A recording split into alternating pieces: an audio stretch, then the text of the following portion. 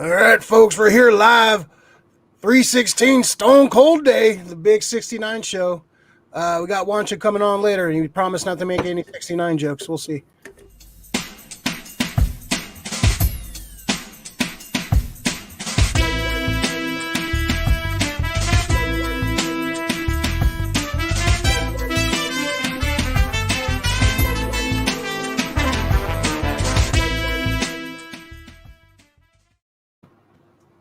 All right, welcome, folks. Welcome back to SF Comic Book Company. I am Ray Doomzilla. We're about to start the show here. Number 69. Oh, wait, we got our Juancho already showing up here. There he goes, Juancho. That sounded like a quick set there. This is number 69, Juan's favorite number. So this is the SF Comic Book Company. We talk comics, do this weekly show every Tuesday at 8 o'clock. Talk about comics, movies, whatever. We have a few topics to go through today. Let's see. So, Juancho, how you doing? Dude, doing great. Really happy to see this fantastic duo here tonight. I'm stoked. There it is. There it is. Just a little throwback. It's a callback, as the comedians say. Juancho, a very famous comedian in the Bay Area. How you doing? Dude, I'm so famous. I'm just making tons of money. I'm signing autographs every day. You know, it's a great time to be a famous comedian. Yeah, he's very enthusiastic about coming on the 69 show. He was really very his whole at least 80% of his act is all 69 jokes, right? And he did this a beautiful piece of art earlier for us. Oh, what is this? What is this? I didn't do this. This looks like it made itself. Look at that! Look at that! This what gets us canceled right here. So this looks like it. This looks like it naturally came like this looks like it was birthed from the sea foam. You know. Well, I'm glad you. Well, thank you for making me the top. Appreciate it. All right. Well, I don't know if you're the top, but Rick, how you doing? I'm good, I guess. Yeah. I know my place now.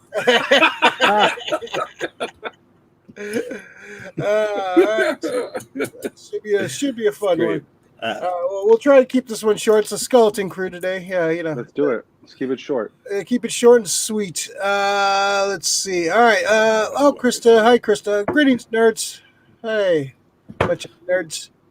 All right. So let's go through. Let's see. What should we talk about first? Let's get the sad stuff out of the way, man. Yaphet Kotto. Pretty much countless movies, man. Man, yeah. Passed away, age 81. Was it yesterday or That's right. Yesterday. Yeah. Okay. Yeah, man. This guy, dude, fucking from like movies, to iconic roles in Alien, to Homicide: Live from the Streets. This guy was just TV, movies, just everything, man. Just a great actor, man. He always killed it in every role he played. He just always a great actor, an actor's actor for sure. Juancho, what'd you think of this passing, man? Oh man, I was devastated. I mean, I think I woke up in the middle of the night, as we all do, and just checked in my phone real quick, and I got the alert about it, and Alien is obviously one of the greatest sci-fi films of all time, one of my favorite sci-fi films, period. And I would love a scene, when it's him and he's in there with Ripley, and they're just kind of giving Ripley a hard time. They turn off the steam, to make it look like, because they're trying to bargain to get their shares made bigger, and he's just a great actor. Unfortunately, I wish I would have seen him in more things. I was like going through all the films he'd been in, and he seemed to, he was just on fire, like in the mid to late 70s, even the mid 80s, and then he kind of slowed down a little bit, and then he got, they had the Homicide, but always a pleasure to see him on the screen. Yeah, he just anyone that was in that film Alien, I don't know, they feel like family, and I got to learn about him. He's born from Cameroon, and then I think he moved to New York, where he was, and then he died in the Philippines, man. I mean, this guy was just all over, he's just, definitely he'll be missed. I'm going to watch Alien again, probably tonight. Yeah, that's a good idea. Right on. So Rick, what was some of your his career highlights, man? Oh man, I'm trying to remember. 007. He was the villain. Which one was that? It wasn't Live and Let Die. Live and Let Die. Okay, Live and Let Die. It was Live and Let Die. He was awesome in that. Even the bit role that he had in The Running Man, where he helped Arnold Schwarzenegger escape, and his death and that meant something for the resistance to get like sparked off and shit. He was in he was a doctor in Freddy's Dead, the Final Nightmare, or the last Freddy's Dead, that one. He's just been in so much stuff, dude. Over the years, Alien is probably the one where, you know, he made it pretty. I mean, he's been parodied. The character that has been parodied so much now with you know, Spaceballs and so many other guys that fucking parodied that scene in Alien. Dude was awesome. He brought something to the screen. He had presence. That fucking laugh was amazing, dude. He had a great smile. But dude, that guy was, when he had to play an asshole, he could play an asshole like in Bond. But like when he was supposed to be like that one friend, like that was gonna fucking like give it his all, like in The Running Man, even though it was like a small part, dude, he did his thing. Yeah, sorry. No, right on. Yeah, no, he was legendary. He always had anytime he showed up on screen, man. He basically fixated on him. He was such a powerful presence on screen. You can like not ignore what he's saying when he's on the screen. So yeah, R.I.P. to him. 81. You know, still kind of young, but you know, hey, had a good run. Who was he in Live and Let Die? What was it? Fuck, I forgot. Something like that. I forget. Yeah, I forgot the name of that. The name of him. But he was pretty good in that, man. Like, yeah, he was great. He's great. He was a great villain. Great, you know, great good guy. He just, you know, he was just one of those actors who can pull it all off. Oh, he brought a warmth. Kananga. He brought a warmth, dude. You know, it's like in that film Alien, where they're surrounded by this super cold, gritty, and not just gritty, but also just like grids, and it's like mechanical, and he just brought such a warmth, such a believability. He made that film feel real, you know, like lived in, and that's a testament. And it's just naturally, man. If I was in space like they were, dude, he's like the kind of dude like you'd want to be like. Just this would be bearable with like this kind of like human being, dude. Absolutely. Yeah. You know, I definitely would eat some space oatmeal with that, man. You know. Just don't hope for no chest popping and shit. Space oats. All right on. IRP. He was a great actor, one of the all-time greats for sure. So RIP to him. All right, let's jump into this. Let's talk about this. This wasn't on the docket, but this dropped earlier today. They're gonna drop some of the obscure Star Wars shit on Disney Plus. So we're gonna get the Ewok movies. We're gonna get the Caravan of Courage and the Battle of Endor, and the animated Star Wars Ewoks, which I haven't seen in so long. So it looks like April 2nd we're getting a bunch of these. We're also getting the Tartarovsky's Clone Wars animated series also on there, nice. Which is great. I have that on DVD, so. It's not great for me because I've seen it so many times. So it's you're also going to get the TV holiday special on there too. So they're saying fuck it, we're going to give everybody everything. And that special is horrible. It's not. I heard it's kind of like they kind of self-banned it, right? They kind of. Lucas like immediately like trying to bury it. The only way you can like get it was like convention bootlegs and shit. Now the last few years they've kind of like embraced it, kind of like embraced like the campiness of it and stuff. So they've made jokes of it and everything. It's like watch it if you're like super like drunk and on lots of drugs. It's not good. But it'd be fun to watch those Ewoks movies again. I remember liking them as a kid. I can't imagine them being good now, but it'd be fun to see. I love Ewoks, so it'd be fun to see those again. And that, you know, just I love they're putting all this stuff on. It's not a lot of this stuff isn't canon, but they are pulling a lot of some of this stuff into the canon now, like little cherry picking. Like they're doing some of the books and stuff too. So some of the stuff from like the Ewok movies are being pulled into the canon, some of it in Mandalorian and stuff too. So I'm actually kind of excited to go back and watch some of these. So what do you think of this, Juancho? I think it's great. I think it's great that Disney is embracing, the whole library. Yeah. And that's what they're treating it like. It's like, hey, it's an archive. Like, come look at it. Come look at it all. I'm sure they have a reason for it, which is probably like, market research. Oh, are people responding positively to the Ewoks? Well, perhaps, but regardless, it's great to know that like that you can go to Disney Plus and you can see, as much of Star Wars, and its universe as possible. So I'm excited. Yeah, I'm down. I'm down with that. Which one of these are you excited about, Rick? Probably the Ewok stuff, man. I remember that stuff, but it's like one of those things where you kind of remember it, but it's kind of like hazy. You remember bits and parts, and I remember look the forward. Kids and stuff. Yeah, like that. Exactly. That's all I pretty much remember. I definitely want to go. The cartoon, I definitely want to visit again. Yeah, the cartoon's great. Yeah, it sucks that it's not canon, but it was fun. The animation was great and cool to see Star Wars characters like in that way. Like we've never really seen them that way ever before. So, Clone Wars would be sick. Yeah, I'm definitely happy they have this on there. Like, I'm trying to think if there's anything other obscure stuff they can throw on. There's some great documentaries on the Blu-rays. I hope they kind of throw on there. Like, hopefully they kind of throw all those stuff things on there. I'm totally down with that.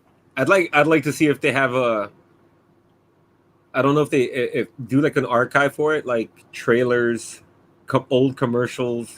I would love to see all that old stuff. Yeah. Hopefully this opens the door to them just releasing the original cuts too. At some point, I'm pretty sure Lucas has some kind of like some kind of thing in the contract where he can't release them. But just for nostalgia's sake, I would just love to like see the originals. Like the first A New Hope is kind of like needed that special edition because you look back that those special effects would not look good today. But those special editions kind of needed to happen. But I would love to see just the original cuts to watch them. All right. So let's move on. So first of all, like the video if you're watching right now. Subscribe to the channel. Tell your friends. Turn on that notification bell so you get to know when we're on. We're on every Tuesdays at 8 p.m. And we're doing after shows for the MCU. So the after show offs.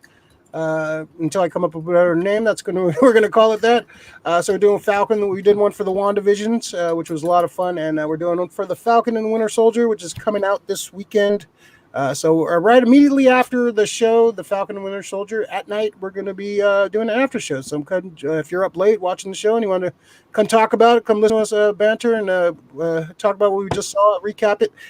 Come join us in the chat. It'd be fun to talk to folks that are up that late. And also we got the big Snyder cut coming this week tomorrow. Thursday. Very exciting. So we're going to be trying to do a review hopefully Saturday night, if that's the initial plan right now. So we're going to have some of those dirty bastards, those gold dirty bastards, come join us, and we're going to do a full spoiler Justice League Snyder cut review. So that should be fun. So hopefully Saturday that gets dropped. And also I got a bunch of unboxings coming. There's a bunch of figures being released, and I just got a shipping notice for a bunch of stuff. So you're going to see some cool unboxings coming up soon. So speaking of unboxings and toys, let's talk about a couple of toys that were kind of went on pre-order this week. So the first one is the Ecto one is being re-released. Whoa. So Hasbro, of course, has the Kenner license, and they're just kind of reproducing some of the old school Kenner toys. They came out last year with all the original Ghostbusters and like Stay Puft Marshmallow Man. They've been kind of releasing all the old school toys, and now it looks like we're getting the Ecto 1 re-released, which is very exciting because I've always wanted this toy as a kid. This is one of those kid grails. And I remember finding one, but I gave it away because it didn't have the stickers. I probably should have kept it, but I'm definitely going to probably try to pick this up. But it's fucking awesome to see these retro figures being released, and you can probably find this figure for like $100, but this is going to be like in pristine. It's on pre-order right now. So I'm tempted. I probably will get this because just for the nostalgia factor. Because as a kid, it's like one of those Grail things. As a kid, one of those Grail things I always wanted. That and the Firehouse the Ghostbusters Firehouse. What do you think of this, Juancho? Did you play with Ghostbusters back in the day? I did. I had a few of them, but I didn't have any of the vehicles. I might have had like, Bankman or something, and maybe Yeah. for sure Slimer. Um, but that was it. But I thought they were dope, and I love the design. Man, that wagon looks incredible. Yeah, right. Yeah, I love the cartoony look to it. It's like just like it's a great yeah. I That, have that it's a great look for sure. I love the toilet ghost too. The toilet ghost is iconic. it looks how I feel. Rick, you remember these? Of course. What do you think of this? Those look sick, dude. Yeah. I like. Or do they have the whole Ghostbusters line to go with it? They're releasing pretty much. They released the packs and stuff, the old school toy packs. Like when you were a kid, you could buy the packs with the photon chargers and shit, and the ghost traps. All the old school. Yeah, basically they're just taking the molds and re-releasing them like in the original packaging. Yeah, I want one of those. If I can have like all, that's one of the few toys that I'd want. The vehicle, all 4 Ghostbusters, and probably whoever else is. If they make a Janine, or if they make somebody else, or I'd want to. Yeah, I have the original ones. I have the 4 original. I remember I bought them for like $90 at some con. I was like in all there. 4. All 4, and they're like good condition too. So yeah, I got a hell of a Good deal deal on them. I'm pretty tempted to get the Ecto one. Like the Firehouse is always amazing too. Like if they re-release the Firehouse, I might have to fucking soup on that, man. Even though it's huge and it's gonna take up so much fucking room. That was like iconic. those are grails, man. Those are grails as a kid, man. Like I look in those Toys R Us toy catalogs and seeing that fucking those toys in there, man. Oh man, those toys were like fucking. Those were like child, like I was like porn for children. Yeah, you're gonna stare at it and wish you were a mouse. You're gonna like, I wish I could live in that. Yeah, just like the witches. Yeah, for sure. Those. And we came with the news too today. Toys R Us is coming back. Kind of. Kind of. So what was the story, Rick? Some dude swooped on the license. Some dude swooped on the license. He says that they're going to be coming back. I don't expect them to come back in full force how they were. I'm assuming it's going to be limited. I want to see how many shops they open up to start up. Yeah. And how big are the stores? How big are the stores going to be? Is it going to be like boutiques, like storefronts, like some pop-up Toys R Us pop-ups and stuff? Can you imagine if fucking Toys R Us starts fucking like swooping on Mezcos and Hot Toys, and it'd be cool. It'd be like a collector's paradise kind of place. Yeah, but the whole point of Toys R Us is where a kid can be a kid. So you want. I want to be a kid still, bro. Yeah, but you got to have something for the kids too. You got to have, that's the whole point of Toys R Us.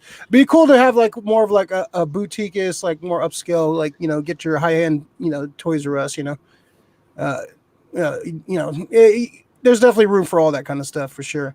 But yeah, it's cool to see that coming back. Juan, you missed Toys R Us. You happy for its semi-return? I would love to have it return, but I want it to succeed, and so I'm looking like I'm curious like what that looks like, right? Because like right now everybody's ordering their toys online. I feel like that's a pretty good way. I mean, and video games as well, But it would be great to have a space that maybe feels like almost like a museum, where it's like all the best toys, but also like you can buy some really cool toys, like a boutique museum kind of vibe. I'm curious, man. I mean, they piqued my interest. I don't know. I can't imagine what that would look like. Yeah. I wonder. Yeah. I wonder how it's going to be for sure. I'm kind of hesitant to get excited about this until I see some. We probably won't even get one in NorCal. So. Yeah. We're not cool like that, man. No. And another toy that dropped, it's we got Darkwing Duck. Darkwing Duck. So I think this is like a 7-inch. This is like a fully posable. It comes with like different hands. You saw the different hands. Got the cloth cape, in the suit. Looks pretty damn cool. You can pose them in like with the different things. You got the little gun, the grappling hook. So yeah, cool looking figure. This is what the hell is this? This is Beast Kingdom. Beast Kingdom, okay. Beast Kingdom, yes. So this is 6.5 inch, 1/9 scale. So we have a price on this. Yeah, it looks like a lot of cool shit on it. I'm not seeing a price. I assume this is going to be probably over 100, probably 150. I would assume. But it looks like a cool figure. If I had the money, I'd probably consider it. I love Darkwing Duck, and throwing Darkwing Duck in our the algorithm seemed to help us out last time, so that's why I threw it in there. So just That looks pretty dope, man. It looks cool. Is that cloth like a hot toy almost? Yeah, it's cloth goods and vinyl figure. Vinyl. It looks fucking amazing, man. It looks very clean. I love me some Darkwing Duck. And so it looks like it's going to come with 2 2 head sculpts. That's a lot. That's cool. That's cool accessories, dude. Any other from the line, or is just this the only one? This is the first one right now. So yeah, that line looks clean as shit, man. Well, what'd you think of that one? Dude, I'm into it. I'm. They got me juiced for Negaduck though. I want that Negaduck, bro. Like, he was dope, dude. He had sick villains, man. What was it? Megavolt. Yeah. I would like a fucking Megavolt. Who was what was the liquid one? The water one. That one was creepy, dude. The watery duck, the duck that had the power to turn into water. Oh, yeah. It wasn't like Hydro Duck or something, was it? Something like that, but it was. I think that was right, actually. Yeah, I think it was. I was like, this is like lightweight horror, dude. Like, this is like, dude, yeah, like Batman, man. Darkwing Duck actually had some dope ass villains, man.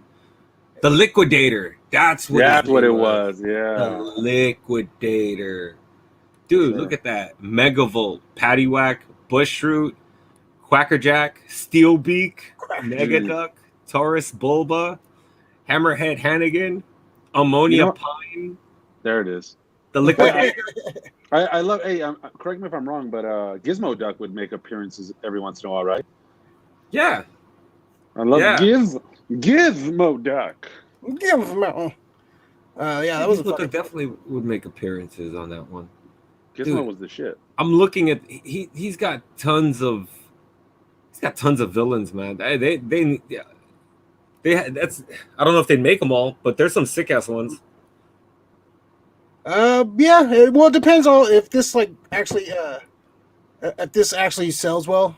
This will easily, we'll get some more out of this. But yeah, it just people have to buy them. So yeah, I like the fact that there's been a resurgence of some Darkwing Duck stuff. That's cool. Let's see. Danny, what's up, Danny? How you doing? Krista, let's get dangerous, Muffus. That's dope. That is a cool one, right? When I'm going to be on the show with my main one, Juancho, empty slot, just wasted. LOL. Bring him on. Bring him. Yeah, we're trying to keep it fast and sweet today. So okay. Next time, Hondo. Next time. I don't think you guys will work together, man. I don't know, man. What's going on, Ray? It's too much machismo if you got both guys on.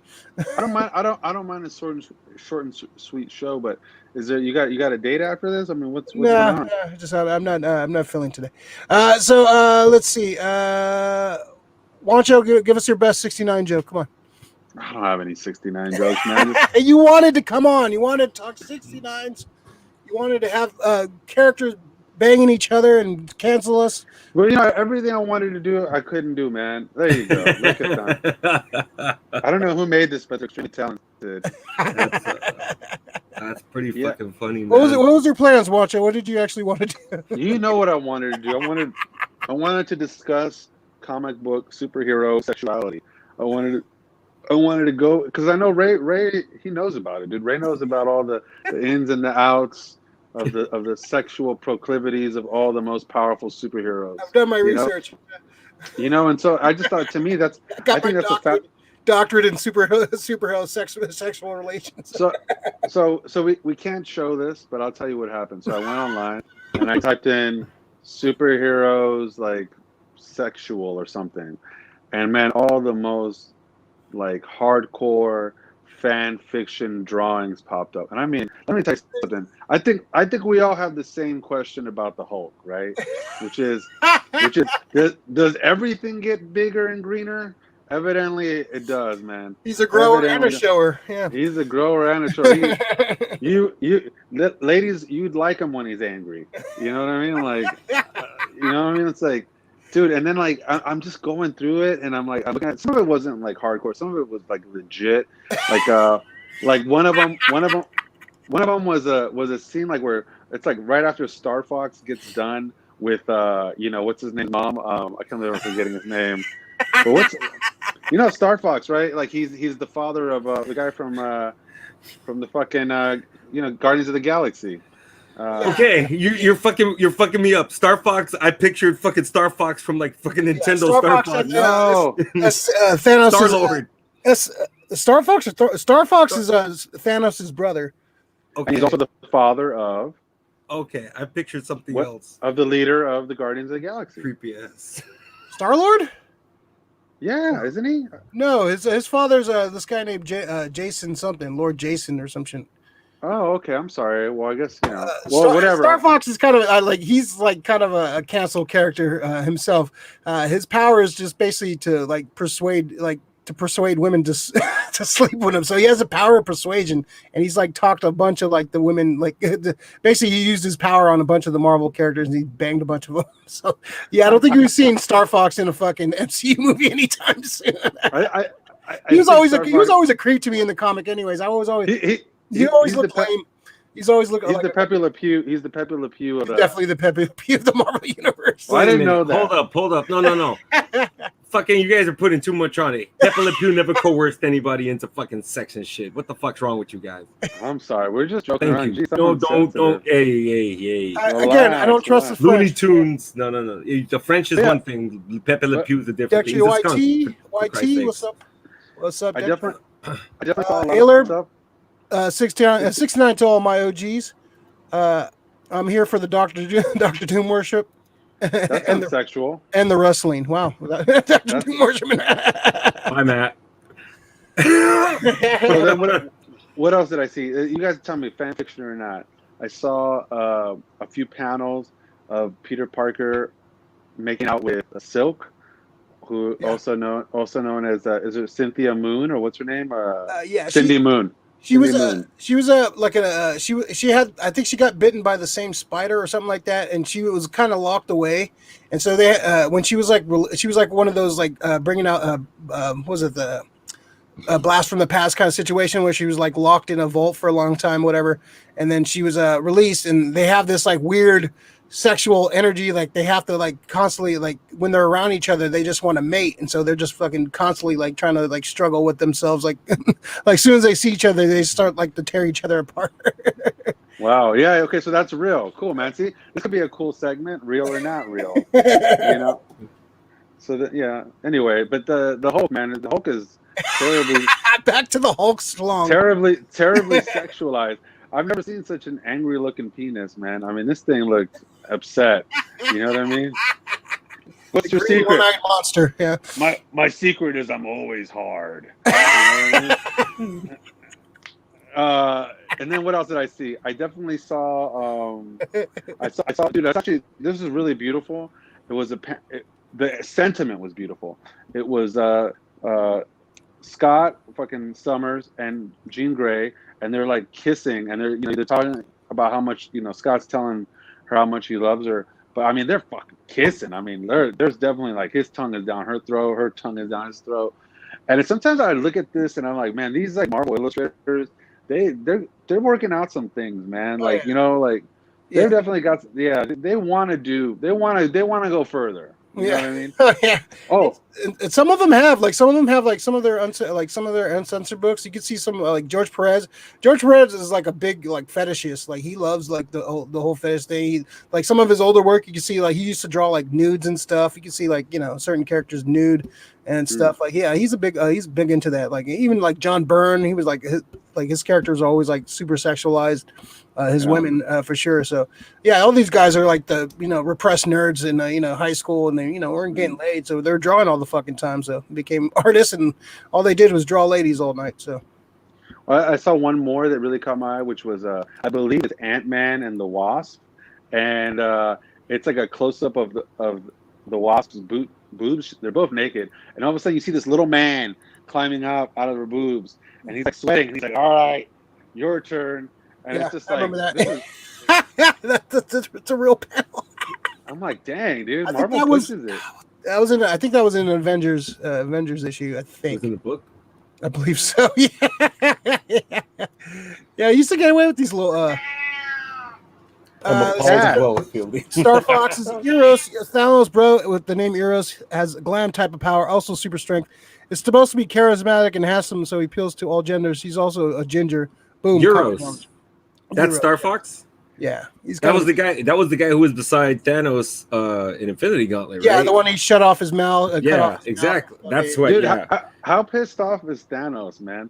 Fucking, his brother is like handsome and like persuasive, and he's purple. Well, he's know? half. Like, He's a half brother. Yeah. Yeah. So. Daddy was ugly. So I was gonna make a joke. I'm not gonna do it. You're not Because- getting us canceled this time. Because if Thanos would have been as persuasive, he might have been able to persuade Death to fall in love with him without having to get the Infinity Gauntlet. destroy a fucking universe to get her attention. Dude, I just realized Thanos is the ultimate incel. That's what it was, dude. The Infinity Gauntlet, the Infinity Saga is just like the universe school shooting. Like, that's what this is all about, dude. No, I'm sorry. That's just I'm high, bro. That's not an excuse at all, man. Oh, this we wouldn't guy. have a show. So any more sexual superheroes talk you want to? It feels like a Kevin Smith movie from the '90s. I mean, I think the weirdest one overall was like there was some definite like fan like porn made of like Batman the animated series, you know, and it's just like I've seen some of that. It's some weird. It's like I've seen some weird ones like Gordon like banging Batgirl, yeah. Which is all kinds of wrong for so many reasons. Oh yeah, there was definitely one where it's like I think him and like Batman and like fucking maybe like Poison Ivy, and it's just like it's just weird to see Batman with his pants down, and it's just Batman damned. Yeah, man, the utility belt, it's still, around the ankles, man. It's a weird thing, It's out of reach. All right. All right. Let's. So speaking of Batman, let's go into. We got an R-rated Batman coming from the boys Garth Ennis. Ennis. Is it Ennis or Ennis? I think it's Ennis. It's Ennis. It's like penis without a P. All comes out to that, doesn't it? Ennis. So it looks like under the black label, which is DC's kind of like their took the replacement of Vertigo. They're more adult R-rated title. It looks like Batman Reptilian. Garth Ennis and Liam Sharpe, who's a great underrated artist for sure. Just did a great run on Green Lantern. I believe you're still reading that, Rick, right? Oh, I finished it. I didn't like it at the beginning, but oh boy, did it end up pretty good, man. Yeah. Okay. Yeah. Cool. So yeah. We're gonna. Looks like we're gonna. I haven't read too many of these R-rated Batman stories, but I kind of wanted to go. We just talked about the weird shit there. I kind of wanted to go full. If they're gonna go rated R, I wanted to go rated R, man. I want to see some violence. I want to see some boobs. I want to see all kinds of weird shit in there. I want it all for my bat. If you're gonna go rated R, go rated R, man. You want to see a Joker dildo? Am I gonna get you canceled? I'm sorry. I'll take it. I can't wait, man. I can't wait. We're on our way. So what do you think of this, man? Batman Reptilian. We got some R-rated. You want to see some more R-rated stuff, Juancho? From the Batman, obviously, right? I mean, I guess I feel like they've done such a great job not being R-rated. I feel like they really, the Batman really digs into what it means to be just, what it means to be corrupt without, having to go the R-rated thing. But I guess, let's check it out, dude. What does that even mean? I mean, you said they've already done a few R-rated books. So the Black Label took over for Vertigo. So they've had a couple like the Batman. Actually, speaking of Batman Schlong, it was Batman the Damned. They really the first issue of that had a picture of Batman, full frontal, and they had to censor the book after the fact. So if you want to look that up, Juancho, you're more than happy to look up Batman Schlong.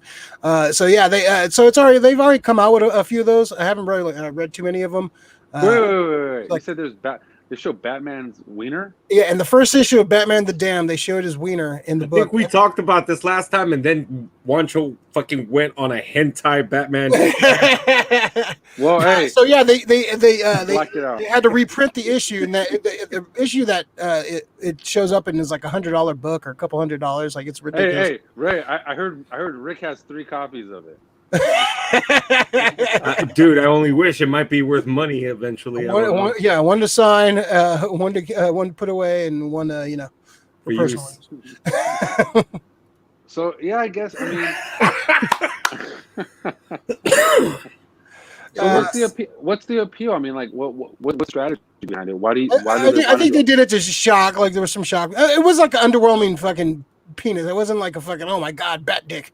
It was just it was fucking Batman schlong, whatever. It's like it was kind of like a no nothing scene. It wasn't like fucking, but people freaked out and like you can't show Batman's dick. Okay, all right, well, So and they reprinted it, and then the collected editions doesn't have that in there. So don't be scared. Rick, what do you think about this, man?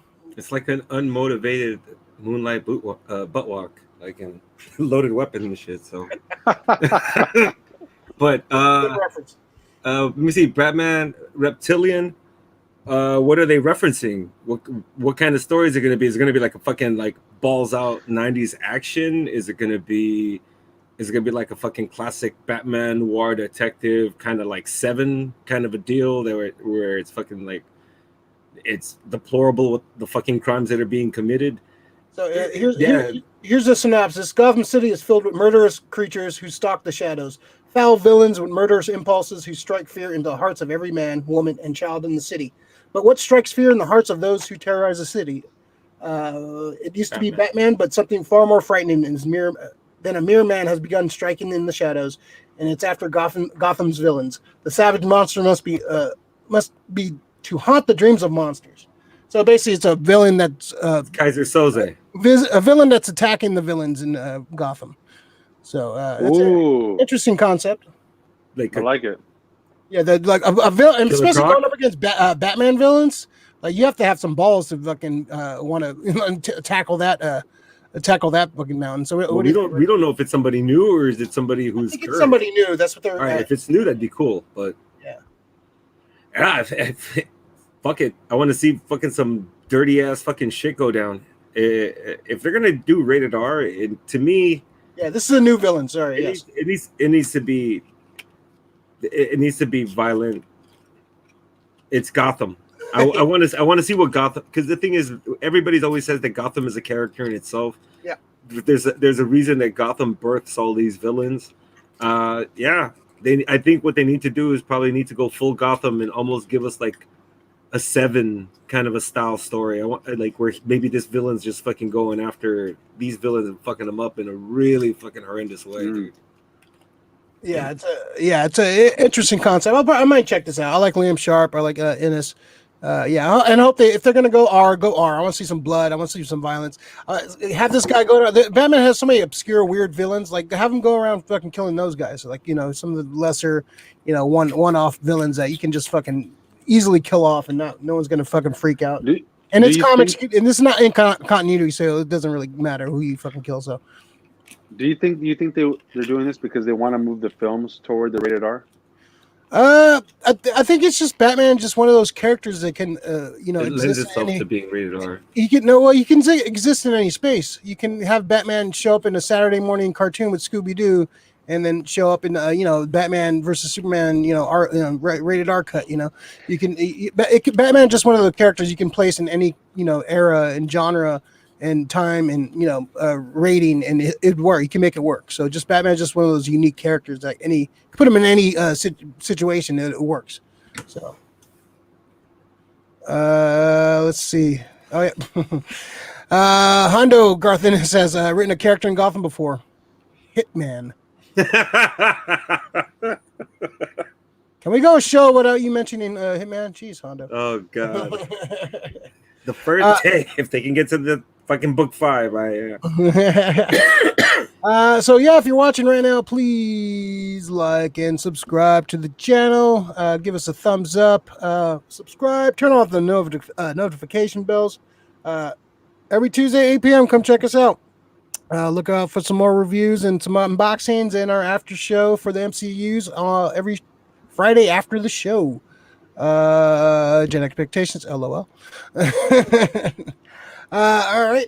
So we'll kind of keep on the Batman stuff. So what we're gonna go is to this fucking thing. This non-fungible tokens. These are kind of like these are all kind of all over the place now. The NBA is kind of doing this with video clips. Like you can open a pack of fake cards digitally, and you get all these clips. And some of these clips are kind of going for like $10,000. The people like trading them like baseball cards, but these are just digital only stuff. And so it looks like they're doing this with this is basically loot boxes. These are basically like loot boxes for dumbass. So these NFTs are these are coming into the coming into like the comic book world now too, because a lot of artists are selling these 3D renderings of characters. Like basically, you're just buying the digital art, and like you have these 3D renderings, which you can't. I don't know, like what's the point? Like, what can you do with these? You can like 3D print them or anything like that, or you can't sell. You can't really sell them because they don't own the characters. So basically, you just have something that's on your screen that you can look at anytime you want. Which is kind of weird. I just don't get this. Like, why are you gonna spend like? There's so many cool things you could buy in real life and own in real life.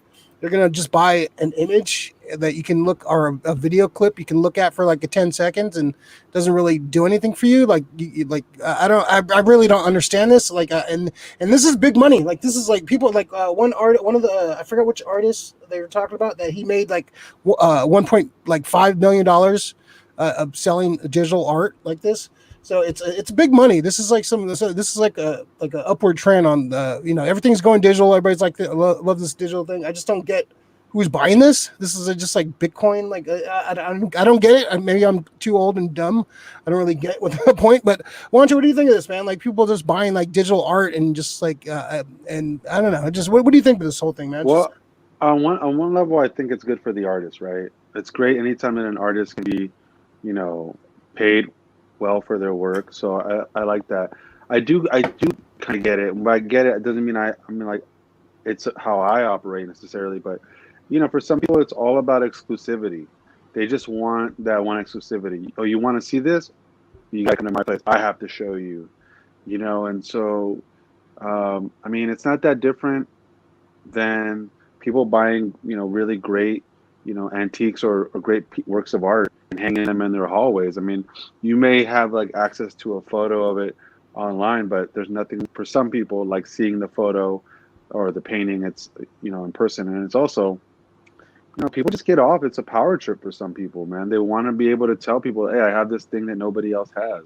I think it's a little overboard, but it kind of just shows where we're at, dude. There's enough millionaires or people that prioritize this kind of thing that artists and companies can make money off of it. It's definitely interesting. Yeah. I just don't see the point of buying a digital statue, which you can buy 1 billion Batman statues like real life for probably like cheaper than what this is. Let's see. Yeah, I don't know, man. Rick, what do you think of this, man? Can you make any sense of all this? Well, the thing is, I guess I don't really know because I haven't seen like an image of what NFT and whatever NTF art is. It's like 3D renderings of characters. It's just not like you can like. Okay, yeah. so it's like an unlockable in a video game, like some like gallery, like when you can see like the character model or some shit like that. And then it comes down to me. So what are my practicalities for showing it off? Because if it's just for putting it on my fucking phone or the wallpaper of my screen, or even like putting it as like wallpaper for your flat screen, then what? It's not like and the thing is, I don't want to take away from the artists doing this, because I mean it does take a degree of skill to do all this. Are they doing original work? Yes, as far as it comes out to like the 3D rendering, but they're still taking somebody else's property and doing it with that. Do I agree with that? I mean, it's kind of fucked up to try to hinder art, because it's all subjective. But I mean, if you're like trying to get paid off of somebody else's properties without having licenses, yeah, you're probably going to have a problem soon enough. So whatever you're making, you better hold on to it and not spend that shit, because the people are going to come after that. Yeah. Do you think maybe that's part of the allure, though? Is that like these artists are using other people's properties to make a bunch of money, and they know that like if you get it right now, you're in on the ground floor. You're not going to be able to get another one of these, in a year or. For well, me, like artists like do commissions, like they sell their art and they do like live commissions and they sell it like that. With the fact that you're not going to go sell it, like try to turn that into T-shirts and make it into posters and shit like that. But yeah, I just don't see the appeal of like owning something that you can like look up online and you can find a billion pictures of Batman. You can find a billion like renderings of Batman. Why would you pay to just have this exclusive? It's just like Juan was saying, like the exclusivity, like, oh, I have this and no one else has it. But do if you I could really print it 3D, that'd be sick. I just want to know if that's a possibility. I haven't seen anything of that. Like, I haven't seen like you can just print your own. Because there's a lot of 3D printers out there for sure, but I don't know. I just it's kind of bugs me, man. As a collector of like things, like real shit, and like just like getting a digital like people. I even have the same feelings towards people that get digital only commissions. Like it's like, okay, you're gonna get some dude's gonna draw something on the computer and send a file to you. That's not no. I want a pen to paper, man. That's like I want to see the soul of the artist on the paper, man. Not some digital rendering, something that's not tangible. Something man. He can clean up digitally. Yeah.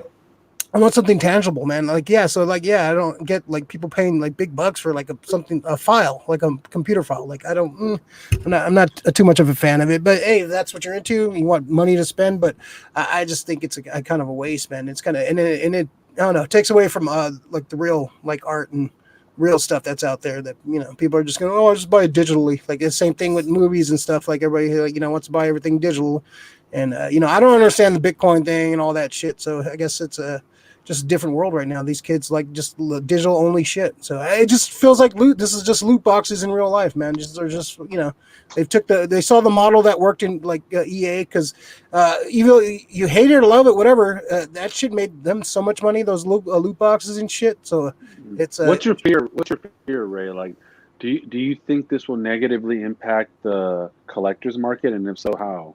I don't know if it will because there's always going to be a market for like collectibles and stuff like that. But I just think that like maybe a lot of people are going to be like, oh, I'll just do this digital shit. I don't have to go do conventions or do I'm not going to make real commissions. I don't have to. No, you never have to worry about that, because if people start doing that, it's just going to strengthen the other market. It's going to make it. That means if they can stay home, who's doing this? If they can stay home, if they could stay home and work on their computer and not go out and make way more money than they are going out and traveling and getting COVID out in the streets, it might discourage like, hey, I can just do this digital art and sell digital art and not really worry about my.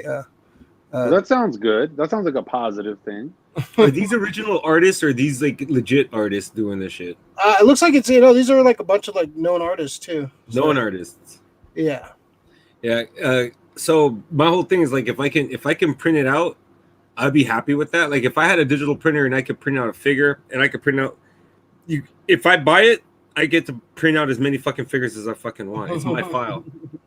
Sorry, I bought it, so that becomes mine. So if Juancho wanted one, I can fucking print it out. If you wanted one, I can fucking print it out. That's one thing. But if it's just to physically look on screen, whoever's buying this shit, I mean, I don't get it. Yeah, I just don't get it. I mean, I'd rather have something physical and tangible. And the keepsake. People are like, well, it's online. Yeah, it's online, but I don't think I don't want to diminish the work that somebody does on screen as opposed to getting it on paper. But that's the person who's doing it. For the person who's receiving it, I guarantee you there means so much more that's on paper with like ink and shading and like seeing the guy work his craft. Imagine if you got something like by Frank Miller and you got like full shading of like a black and white. It'd be fucking awesome. I mean, people would fucking go ape shit. But you can't really do that kind of shit on fucking computer without like Frank Miller's not working on a computer and making 3D renders on his computer. I don't think he has that skill set at this point. You guys have there's a few times, but this is the most old man YouTuber sounded. For sure. I'm okay with that. That's why I've been saying I want to understand what the limitations are of the thing, because if it's something you could just look at, it's bullshit. I mean, this is to me it's robbery. It's just like that the fucking top packs thing, the fucking video packs, NBA. They had a whole like 7-minute segment on one of their I think during the All-Star weekend. about talking about, oh, you can buy these packs and you can open on, you get these rare video clips and you could sell them. One went for like $10,000 and so stuff. what's the problem though? But I mean, if they're not forcing people to do it, if people are excited people about are it, idiots and they're getting like think this is like It's real. This doesn't feel like you're being a real collector. It just feels like you're like going after a trend. This is Tamagotchi all over again. This is Pokemon cards. Like this is a new trend, and but you could be wrong. I just think this is a dangerous trend. Why is it dangerous? I like that. It could because like Ray said, it started from loot boxes, dude. What other shit are we going to be selling digitally that all of a sudden that we don't know when somebody can pull it back? When it comes to digital, you can get it. Somebody can take it. No, but Ray, you're right. But I think does this utilize blockchain technology? Explain first of all, explain what that is. From my understanding, blockchain technology is just basically like it's like a public ledger. It just basically lets everybody have access to the information of transactions between people. So if there is a public ledger, if it utilizes blockchain technology, then in theory, no one should be able to take it from you without you knowing who it was or something. And I don't know. I mean, I don't know everything about blockchain. I just know that regular blockchain for like money, for cryptocurrency, the whole point is that everyone can see how much everyone is paying for something or how much everyone is trading for something. And so that creates a transparency. So perhaps maybe that's part of the value. I mean, because when I first heard about it, I thought I heard blockchain. And then I think it is. Yeah, I think it is. And it's also like really bad for the environment because to run these servers, like those servers have to run constantly. They have to run. They take up a lot of energy. So there's another reason to fucking hate this thing. It's killing the environment. I can't say shit because they're going to be making game servers all the time. So I need game servers. Yeah, they're taking up valuable space with this fucking crap. More game servers. Fuck these guys. I didn't realize you were such an eco warrior, Ray. Yeah, that's good. Yeah, go Earth, go Team Earth, go GTA 6. Hey man, maybe it's an old man to me, but I just think this is kind of just meh. I think if we understood more, we'd probably. I don't know if we'd have the same. I'll probably hate it more if I understood more. This is me just doing more. The faint fucking research on this and just what I've seen so far, and just seen this kind of like this trend of digital only shit that digital only collectors that really come on, man. There's so much cool shit out there. Like and this is gonna take away from shops and stuff. Like, can I buy a digital pack of cards? I'm not gonna go to the local shop or a local store and buy a digital pack of cards. That's basically what that NBA thing is. It's a digital pack of cards. You get these video clips and you can trade them and sell them. All right. See, now it's making total sense. So I'm equating it to almost like FIFA. Like when you play games in FIFA, you get the fucking like so many coins after the game. And then you cash them for these cards where you can unlock players to play. So it's something like that. Yeah. I'm out. This is why I'm mad. Out. Yeah. We'll see. We'll see how this goes. But I don't know. This is the way everybody's thinking this digital thing is going to last. We'll see. It all has phases. Is Batman woke? He's woke as fuck, man. What's up, Doug? Never slept. All right, let's talk about some happy news since we're angry. Millennials and their fucking digital only bullshit. So it looks like we're getting a new Teenage Mutant Ninja Turtles game. This is Shredder's Revenge. This is gonna be a retro feeling. It basically looks like the old school arcade game. But would kind of slightly altered designs. They look a little different. But this is a side-scrolling beat 'em up.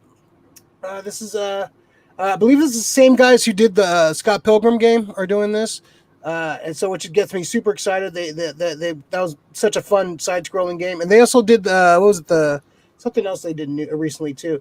So this is it basically looks like a lot of fun. This definitely. Oh yeah, Streets of Rage 4, which I heard is really good. I wanted to kind of check that out. Ooh. Yeah. I heard that. Yeah, so they did that, and they did the original Scott Pilgrim. So they looks like they Timu? Timo. Dot Timo. Dot Timu.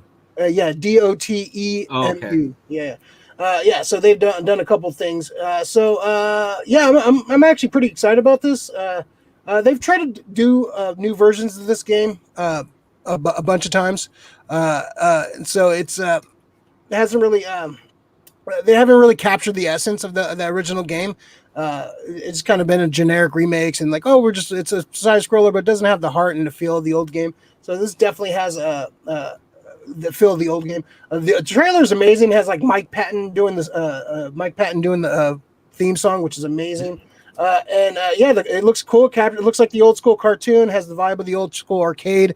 This is definitely something I want to check out, man. I'm actually pretty excited about this. Juancho, what do you think of this, man? I think that you better get ready to order a pizza, baby. It's pizza eating time, dude. It's like, yeah. I mean, I think they should ship. I think like whether you buy digital version or whatever, if you buy digital version, they should ship you like a little mister that sprays out like pizza, smell once in a while.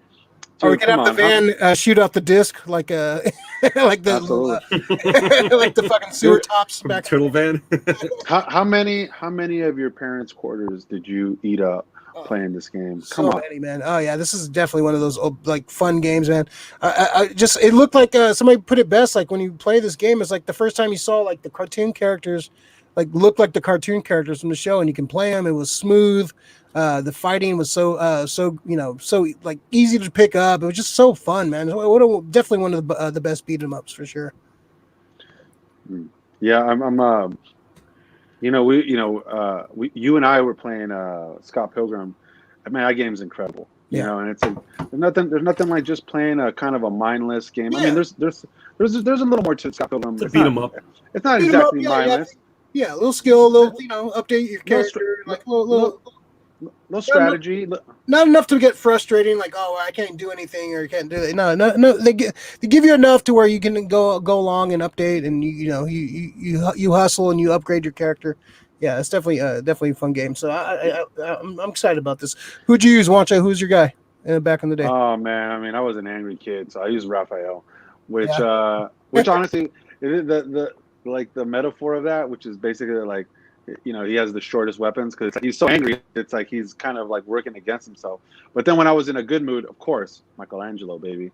You know what I mean? It had to be the coolest dude of them all. Yeah. How about you, man? How about you? Donatello. I knew it. I knew you were Donatello. I love the staff was the best, man. The staff would kick ass, man. I got that long range, man. Fuck motherfuckers up. Yeah. What about you, Rick? Who's your guy? I'm a Leonardo guy. I already knew it. We already knew it. There was no doubt. I always use Leonardo. Yeah. I had no doubt. Leonardo. No doubt in my mind. What do you think of this, Rick? Game looks dope. Yeah. I like the new designs because if this is like the design that they were used for the updated cartoon, I can get behind this. It's just enough of a change to keep it fresh, but still pays respect to like the original fucking series, the original Turtles. I want to see the villains. I know they showed Bebop and Rocksteady. I didn't pay attention if they showed. I know they showed Shredder in like one shot. Shredder's revenge, so I assume Shredder's. Yeah. Well, they didn't really show him like in action. I want to see him in action too. I want to see how many levels it's going to have. I think the Rhino was the Rhino from the video game. Not the Rhino, the Triceratops. Rocksteady? No, the Triceratops from the original one. That's from the original game, I think. Oh, that was from Hyperstone Heist. Yeah, I saw an image of him in there. So they're gonna bring. I think they're gonna bring some like. Those levels will be sick. I think they're gonna bring in some like from all the arcade games, kind of bring in like the best of. So I want other playable characters, other just the Turtles. Casey Jones, Usagi, or Jimbo. Ooh, Jimbo would be awesome. Yeah, Davis is gonna love that. But yeah, right. Yeah, I thought of him as soon as I was like, ooh, Davis would probably use his Jimbo if he was out. Who's the other? Wasn't he like a good guy? But I want to use the Rat King. Damn it! I want to throw rats at people. Dude, you read my mind. But he was a bad guy, right? Was he a bad guy? Or didn't like Donatello rescue him at one point? Well, maybe I can't remember the fucking cartoon. That's one of those cartoons I've never like went back and revisited. Like I've revisited a lot of the cartoons from back then, but I haven't went back and I need to find it. You can't really find them easily. Yeah, you can find them on like DVD and stuff. I'm not sure if they're on streaming anywhere. Maybe on the Nickelodeon Paramount thing. They own the rights. Look. They own the rights to the Turtles right now. I think they only have the other one right now. Yeah, I would love to go back and watch that show. That show was awesome back in the day. By the way, like when they released this game, man, in my opinion, they should connect the Ninja Turtles. Like Ninja Turtles should have the pizza app. Like when you want to order pizza, like it should be an app, a Ninja Turtle app, and it's like the best. It's like they pick the best pizzas. Come on, man. Hey, if you guys get this, PlayStation, please. That way we have, because you can have. I discovered the app. There's an app for the Nintendo. For Nintendo? Yeah, Nintendo Online. So basically, you can start a group chat in the app, and you can play. It connects to your account. Oh, really? On your phone? On my phone. Yeah, on your phone. So you can use your phone as a thing. So. All right. Yeah. So I was like, cool. Yeah. Just download some Smash Brothers. The Nintendo Switch Online. Download the app and you can my buddy Andrew told me about it. I was like, oh, cool, because we were. Oh, really? Yeah. We were playing some Mario Kart the other day, so it's online. Oh, I need to get in on this. Yeah, definitely. Mario Kart. It's on my pool list. I guess we'll talk about that later. But yeah, Mario Kart's fucking amazing. Okay. This is like the first Mario Kart I've ever owned. I've never owned a Mario Kart, so it's been fun. Yeah, I play. It's like one of those games I've always played at somebody's houses or somebody brought over. It's never one of those games I ever owned or played consistently. But I've been playing a lot of fun, man. Shy guy all the way, man. Shy guy all the way. Toad for the win. Toad as fuck. Gen Expectations. Mike Patton sings the TMNT song. Hell yeah, that sounds bad. It sounds badass. It's a fucking hell of a voice. Theme. I got it right. Just Gen Expectations. Just read the 2 issues of Last Ronin. Man, it's heavy. Yeah, I have them. I've skimmed through them. I haven't really got the chance to read them, but it looks pretty intense, man. I can't wait to go through and actually read them all. But the art looks good and looks like some crazy shit. If you don't know what the Last Ronin is, it's we talked about it a bunch on the show. It's basically like the last turtle alive. All the other turtles are dead, so basically he's got to kind of take on everything by himself. So it's pretty bro. It's kind of set in a little bit of the future. So I'm hearing good things about it. So I definitely want to check that out. Yeah, I have the first 2. So yeah, I think the first one's going for some bank too. I got the second print of the first one, but yeah, that's cool. I'm glad you liked heavy as in a good way, or heavy as you liked it. Gen Expectations. Recommend. You can put it on your pool list. Let's see. Speaking of Usagi, a new limited edition deluxe book with signed prints and slipcases coming in 2 weeks, I believe. Cool. Oh, I might get that. Yeah, awesome. Yeah, there's a lot of those books, man, for sure. Yeah. I never got into Yojimbo, man. Always look cool. Davis was talking about if you can get the black and whites, it's better as black and white instead of the colored, because the color makes it kind of goofy, and the black and white makes it kind of more hardcore. Yeah. So if I get, I wouldn't mind reading that black and white for sure. All right, folks. Let's see. Let's like the video if you're watching right now. Be like the Southerner Supreme and like the video. Like and subscribe. Nice. And also be like us and episode 69. There you go. Look, Rick looks so butch in that photo, man. I like the hair you gave me. That was good. Such a talented artist, Juancho. Such a talented artist. Let's see. Shout out to I should have put it to Shannon for doing a nice little Doomzilla for me on my Instagram. If you want to go check that out, the Ray Zoomzilla. I actually pulled your face on that image. I saw, from hers. Yeah. There you go. Look at you, man. Stealing art, man. If only you're gonna make a digital copy of it, huh? And sell it. Exactly. This guy. There it is. Hey, one day, only one person is gonna own this. Care Bear stairs. Awesome. Let's see. Hondo, I myself like Mike Patton singing "Easy" like Sunday morning. I think it's a better version than the original. Yeah, I think so. It's good. It's good. They're both good songs, but I like the remake. Totally recommend reading. Last Ronin is badass, but the story is heart wrenching. I'm all about it, man. I can't wait. Let's see. Davis, there he is. Oh, there he is. What? If it's the first seven books, I've been looking for that. Oh, I should get that then. I'm gonna. Hopefully, it's not in color, so it doesn't look. Let me look it up. How many issues is that? Hondo. What's give us the scoop on that. All right. Let's see. All right. So, all right, so let's talk about this. The Oscar nominations. I've been like the only reason I watch the Oscar nominations is for certain categories in the in memoriam because I love the in memoriam for some reason because I'm a dark bastard. So yeah, I like the fact that like yeah, I think this is kind of not the greatest year for movies because obviously everything was shut down. So we'll kind of go through some of the big nominations, just kind of talk about it. So let's start with Best Picture. The Father. I haven't heard anything about that. Judas and the Black Messiah. I heard it was good. I wanted to see that. It's off of HBO though. Mank, the David Fincher movie. Like that's about RKO, right? That's about the making of the guy who wrote it. The making of Citizen Kane. Was it Gary Oldman? I want to see that. I think I'm a David Fincher mark for sure. I definitely want to check that out. So stop me if you want to talk about any of these. Minari, I have no idea what the hell that is. Nomadland. I think that's on Amazon. It's Francis McDormand movie. Promising Young Woman. I heard that was pretty good. Sound of Metal. I've never heard of. Trial of the Chicago 7, which I want to check out. I think that's the Netflix. I think. I think it was. That's the. What's it? Aaron Sorkin directed movie about I would think of the 60s Chicago. That looks good. I kind of want to check that out. Any of these, like you guys, I haven't watched any of these. I think like this might be the first year I haven't seen any of the Best Picture nominees. I usually see like one or two of them. But yeah, I haven't seen any of these movies. I think they should just skip the year. I think they should just combine next year and this year. I don't think this. So any of those movies you want to check out? Nah. Judas, you know that one.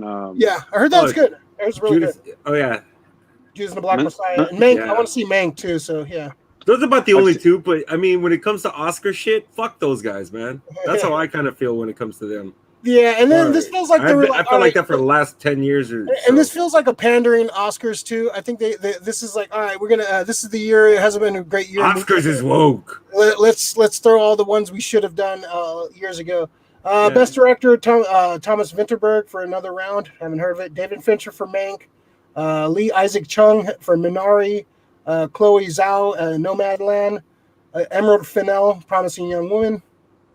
I'm hoping David Fincher because I just want to see him win an Oscar because I love. I'm a mark, like I said. Best Actor Razahmed, Sound of Metal. Chadwick Boseman, Ma Rainey's Black Bottom. Anthony Hopkins, The Father. Gary Oldman, Mank. Steven Yeun, Minari. Okay, that's Minari is the Steven Yeun movie. He's getting big reviews for that, but I don't know. It just feels pandering. I think they might give it to Boseman just as a tribute. His last performance. I remember seeing a trailer for that movie. It didn't really look all that interesting. Let's see. Viola Davis for Ma Rainey's Black Bottom. Andra Day, United States versus Billie Holiday, which I heard was really good. Vanessa Kirby, Piece of a Woman. She's a great actress. I haven't heard anything about that movie. Frances McDormand, Nomadland, and Carey Mulligan, Promising Young Woman. Best Supporting Actor, Sacha Baron Cohen for Trial of the Chicago 7. He probably should have got nominated for fucking Borat instead of this, but we'll see. Daniel Kaluuya, I can never pronounce his name. Judas and the Black Messiah. Leslie Odom Jr. For One Night in Miami, which I really want to see. I haven't watched that yet. Paul Raci, Sound of Metal. And Lakeith Stanfield, Judas and the Black Messiah. He's a great actor, man. Lakeith Stanfield, who's he? He's the guy from Get Out, the guy with the hat. Okay. Yeah, he's in Judas and the Black Messiah. He's actually, I think, he's the traitor. He's the guy who fucking, Okay. Last one. And so, yeah, some of these other ones of Care, a lot of Best Animated Feature, Soul should win. There's Wolf Walkers. I haven't heard of that. Shaun the Sheep movie, Farmageddon, Over the Moon, Onward. Soul should win. Soul should have been on the best movie list. That Soul and Sonic should have been on the best movie. Yeah, it's just they don't want to. It's that's the thing about the Oscars. Yeah, the Oscars always gets they get too artsy with their nominations and shit every now and then. Yeah, well, I think this is the year they're like, we're gonna make up for all our shittiness from the past and try to be, Yeah, I don't know. I mean, for me, with them, it's too little, too late. Honestly, when it comes to award shows, they're the last award show I watch. I actually pay attention more to the Golden Globes than I do to them. They're Yeah, just well, so fucking the Golden over, Globes are dude. more fun. At least they're like Yeah. so everybody's getting drunk and like fucking. Yeah, the Oscars is a fucking hoity-toity fucking crowd. Get the And fuck it's out also of here with it's that a shit. political thing. It's like it's like who's going to spend the most money on ads. It's not really a true sense of what like the screen. I like the Screen Actors Guild. That's kind of more telling. That's more telling of what the real feel is for folks. But one of my favorite categories is one I definitely always loved, especially as a kid, was best visual effects. And looking at these movies on best visual effects, I'm like, oh man, this is the most depressing visual effects. What is it? We got Love and Monsters. Those were good. Those were pretty good. That was pretty good. The Midnight Sky, which I don't fuck. Mulan, the one and only Ivan. I have no idea what that is. And Tenet. I can see Tenet getting in because it did have some good visuals, even though the movie was kind of a mess. Yeah. I hope Love and Monsters get it. But that'd be cool, but I don't think it will. I think they'll give it to Tenet just because it's the artsy, the hit pick. But yeah, fuck the Oscars. Yeah, fuck the Oscars. Hit pickers. I like the score too. Trent Reznor's and Atticus Ross, who are awesome. Soul, beautiful fucking score. Trent Reznor, Atticus Ross, and John Baptiste. For Soul? Yeah, for Soul. Wow. Amazing score. That should win. But I don't have like, and they also did the score for Mank too. I gotta watch Mank. Fuck. Yeah, I love me some Gary Oldman.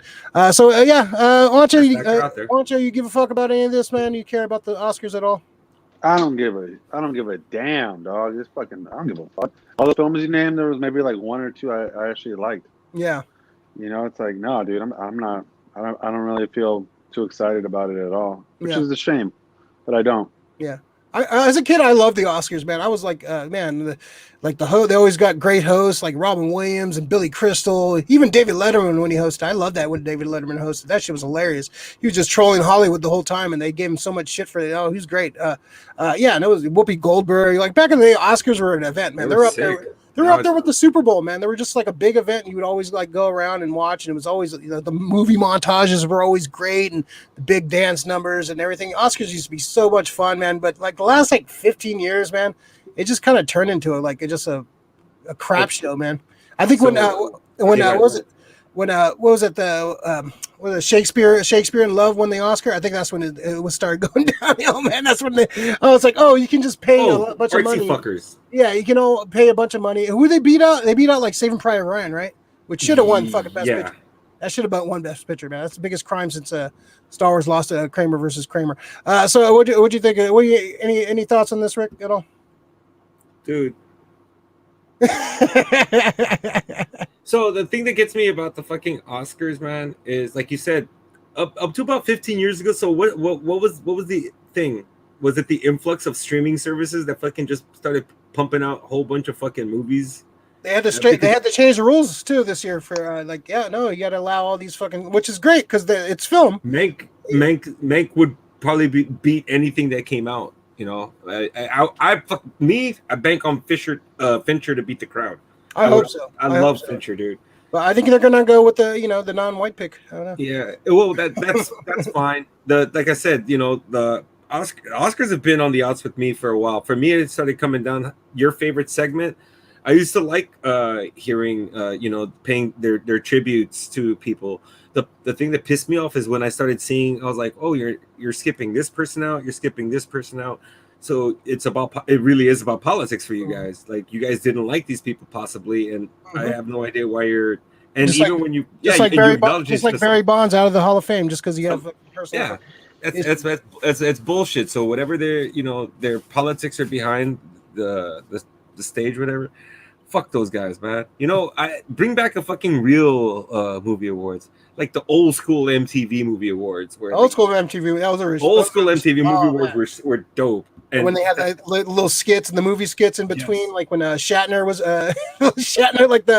oh man, it was so good, man. Yeah, Brady Bunch doing all the skits. They did A Few Good Men. fucking Carol Brady was playing fucking Jack Nicholson. Very That cool. was dope. The Welcome Back Cotter Pulp Fiction one. That shit was dope, man. They had amazing ones, and that's how you throw a show. The Interview with a Vampire with fucking Adam West and fucking Frank Gorshin. Yes. Look those up. The old school MTV Movie Awards, the old school like trailer, like the little skits they do, movies were fucking those hilarious. Are great. Yeah, he was like best show. The Shatner one where he played all his characters, like what's in the box? What's in the box? What's in the box? See, that's when MTV when MTV was cool. When MTV is there a hostess here? I don't think they weren't. I think they went hostless. Who cares? It's gonna be zoomed. yeah, pretty much. Nick Mullen, what's up, Nick? I want to see that breaking news in Yuba County. Which one is that about? It's a movie. Okay. Mina to stars Steven Yen from Walking Dead fame. He's also up for Best Actor, first Asian actor nominee. That's crazy that it's 2021 and he's the first Asian actor to be on. That's why I say fuck the Oscars. Yeah. He better win an Emmy for voicing Invincible. That's all I gotta say, man. But good for him, man. Like I'm glad he's getting some play, man. So I'm glad, good for him, man. I'm glad. Yeah, Minari. Okay. Yeah, I'm curious about that now too. Let's see. David, Sound of Metal is great. It's on Amazon Prime. It's a drummer. Drummer coming to terms with losing his hearing.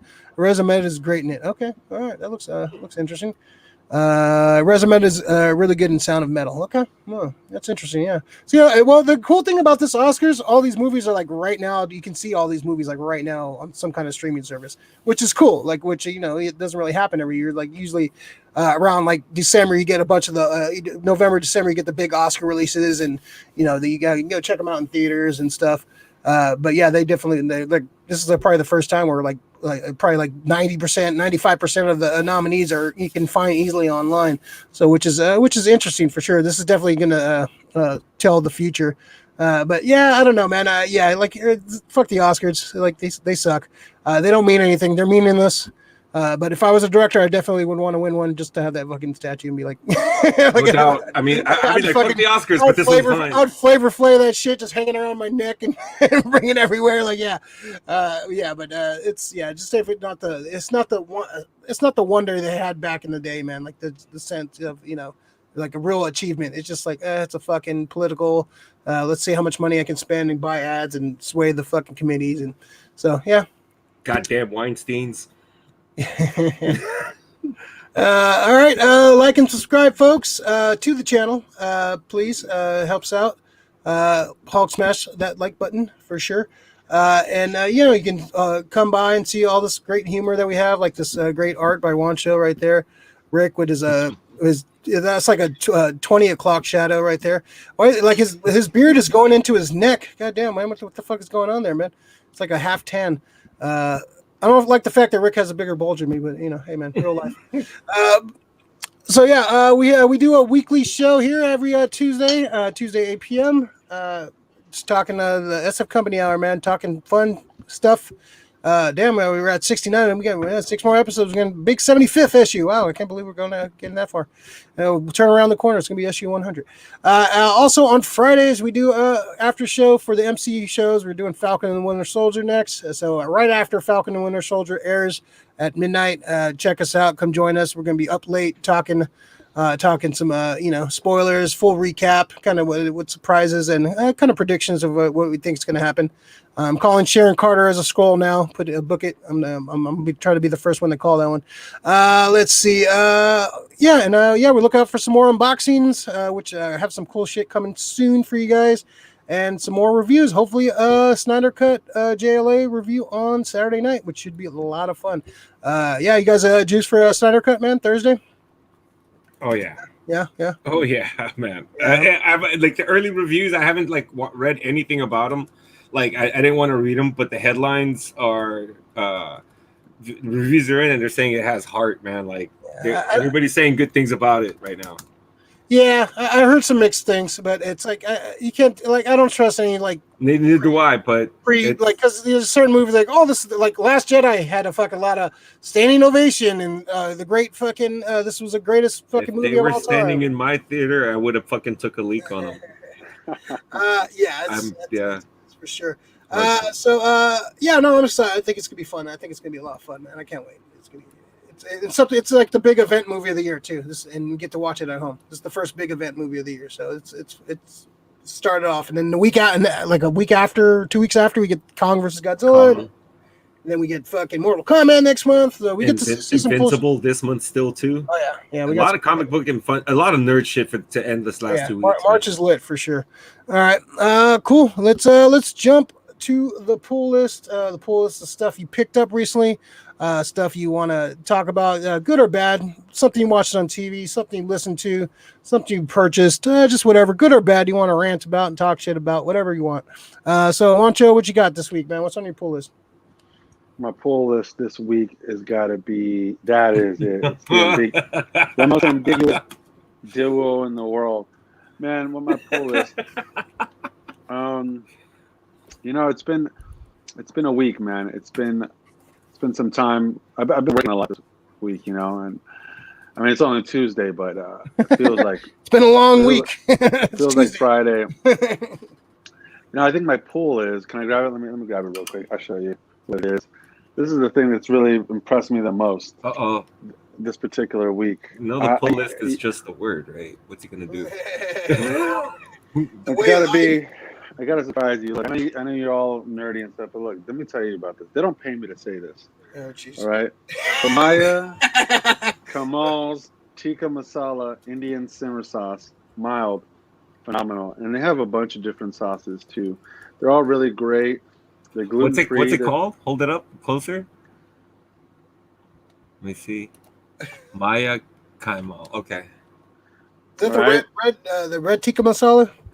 This is the red tikka masala, and it's vegetarian. It's gluten free. I mean, obviously you can add it. So you can try it with chicken, shrimp, paneer, veggies, over pasta as a marinade. These things have been saving me, man, because you want to eat at home. You want to eat a little bit healthier. You want something delicious, but you also want to monitor what it is you're putting into your body, and this gives you a little bit of that. It gives you all the flavor without all the richness if you don't want. And it's really made my life better, man. I gotta tell you. It gave me the energy to come up with that little drawing, that little meme of you two. It gave me the energy to go through all those terrible images of those Marvel characters doing Dallas. That's the artwork I made before Care Bear stare. Before the Maya Kaimal, and this is after. I think you can see quite an improvement. Your creative juices were flowing. So yeah, man. Something cool. I like how Juan's pull list is just always food. You're like the Swedish chef of this show. Hershey. Delicious. Tikka masala. Tikka. Awesome. Rick, what you got? So I've been playing since I got the trilogy a while back. I got Grand Theft Auto 3, Grand Theft Auto Vice City, and now I've been playing Grand Theft Auto San Andreas. Dude, it's a fucking I missed this game and how good it was. So I've been playing the hell out of it. All I want to do is fucking play the streets of San Francisco and go in cars and just take the hills and go over hills and run away from cops and shit like that. It's probably like the funnest part of the game. Man. You have to wait. But yeah, it's so that, and I've been reading House of M. Yeah. So I got to the part of No More Mutants, and I've been reading everything afterwards and like how they're trying to deal with everything, and it's pretty fucked up. It's very post-traumatic. It's a lot of Wolverine's like very traumatizing. Wolverine's ready to end it quick. He's like, all right, let's just fucking take her out. Done. It's a harsh discussion too when they're like the X-Men and the Avengers are talking about, what do we do with her? Do we kill her? Do we? You got to read Children's Crusade after that. It's gonna deal with the aftermath of that. Yeah.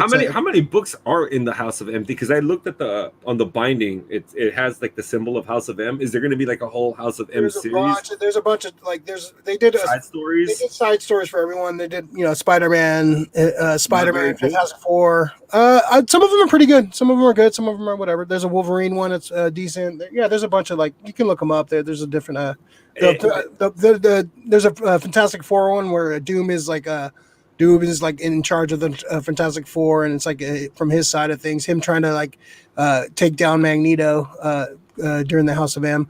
It's pretty interesting stuff.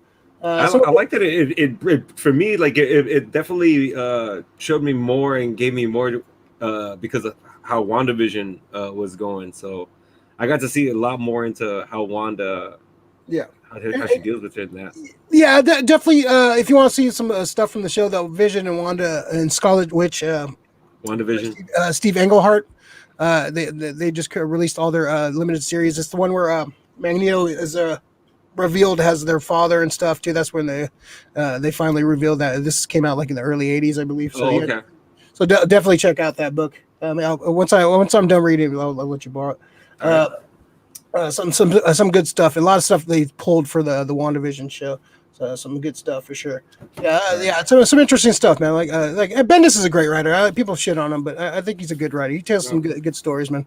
He's fucking ill. And then just last two. I'm not sure if I brought this one up last time, but I was reading it. It's called Gideon Falls. The one about the Black Barn. This is the one Jeff Lemire. I was reading like the Descender series, and he actually did this one too. Very different book. Descender is almost like an AI. This is like a whodunit, like paranormal crime kind of a thing. And I love how each chapter. The cover art's great. Yeah, the cover art's awesome, and I like the chapter art. Like over here, like most of the main characters that come across, they kind of do like the city. If you look, it's like that's cool. It's like city streets and shit. That's cool. That I found cool. So this one I'm definitely going to be buying like the whole line. And for people who like horror comics, I'm more of a horror comic kind of a guy. I like reading superheroes and stuff like that, but I like seeing the guys who write these heroes, and they give us such great stories. They come up with these crazy original stories, like Scott Snyder for this one called Witches. So yeah, Jeff Lemire, Gideon Falls, you guys got to check this one out.